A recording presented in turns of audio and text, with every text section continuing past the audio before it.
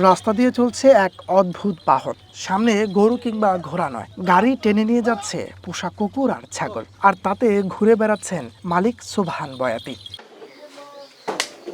গাইবান্ধার সদরের ডাকুয়ার ভিটা গ্রামের সোবহান বয়াতি জীবিকার তাগিদে গাজীপুরে বাস করেন তিনি। সম্বল বলতে শুধু একটি ভাঙারির দোকান।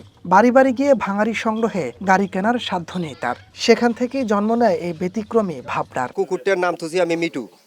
মিটু করে ডাক দিলে মিটু আসে, আর খাসিটার নাম হলো সম্রাট। সম্রাট করে ডাক দিলে সম্রাট আসে। আমি ওদেরকে বন্ধুতে বানিয়ে দেওয়ানোর জন্য একখানে রাখতে যখন বন্ধুতে খাতির হয়ে গেছে, তখন আমি একটা গাড়ি আবিষ্কার করলাম।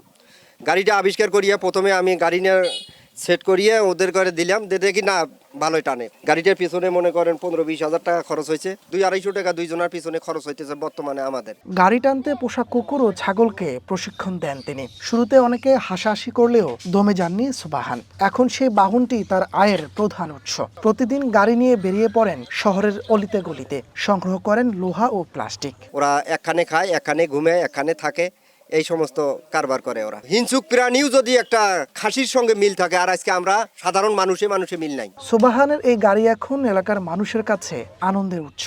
কুকুর ছাগলের বন্ধুত্বে তারাও অবাক। কুকুর এবং যে ছাগল, এই বয়াতি ভাই যে এনাকে এই দুইটাই প্রাণীকে পোষ মানাইছে, এটা আসলে খুব রেয়ার। উনিও খুব অসিক লোক।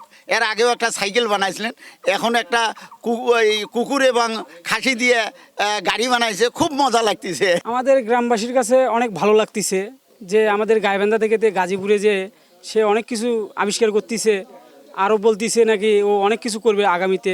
আমরা এই আশাবাদ করে আমার গ্রামবাসী তাকে উৎসাহ করতেছি। সোবহানের এই গাড়িতে নেই কোনো মাসিক খরচ। ছাগল কুকুরকে খাবার দেন নিজের পরিবারের জন্য করা রান্না থেকে। One national desk.